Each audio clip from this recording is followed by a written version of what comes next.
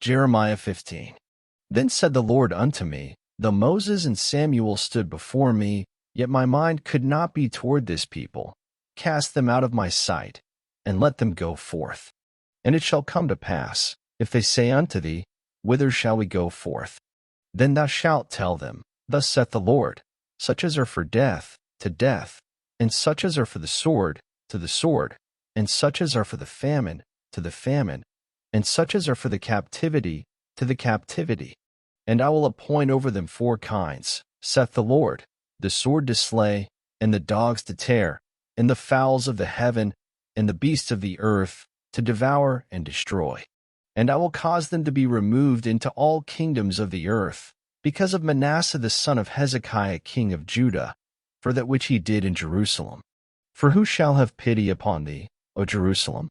Or who shall bemoan thee? Or who shall go aside to ask how thou doest? Thou hast forsaken me, saith the Lord, thou art gone backward. Therefore will I stretch out my hand against thee, and destroy thee. I am weary with repenting.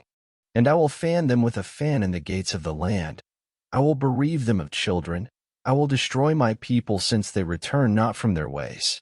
Their widows are increased to me above the sand of the seas.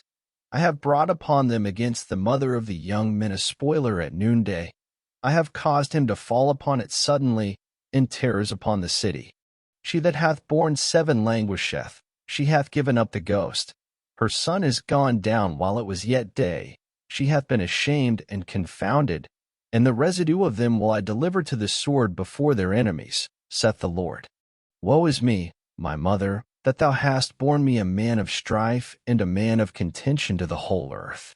I have neither lent on usury, nor men have lent to me on usury, yet every one of them doth curse me. The Lord said, Verily it shall be well with thy remnant. Verily I will cause the enemy to entreat thee well in the time of evil and in the time of affliction. Shall iron break the northern iron and the steel? Thy substance and thy treasures will I give to the spoil without price, and that for all thy sins, even in all thy borders. And I will make thee to pass with thine enemies into a land which thou knowest not, for a fire is kindled in mine anger, which shall burn upon you. O Lord, thou knowest, remember me, and visit me, and revenge me of my persecutors. Take me not away in thy long-suffering. Know that for thy sake I have suffered rebuke. Thy words were found, and I did eat them. And thy word was unto me the joy and rejoicing of mine heart.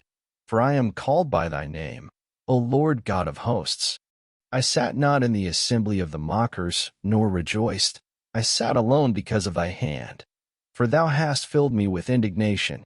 Why is my pain perpetual, and my wound incurable, which refuseth to be healed?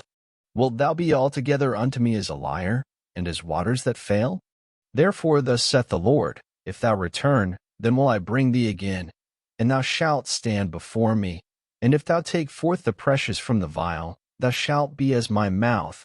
Let them return unto thee, but return not thou unto them.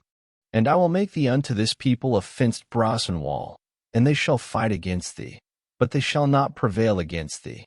For I am with thee to save thee and to deliver thee, saith the Lord. And I will deliver thee out of the hand of the wicked, and I will redeem thee out of the hand of the terrible.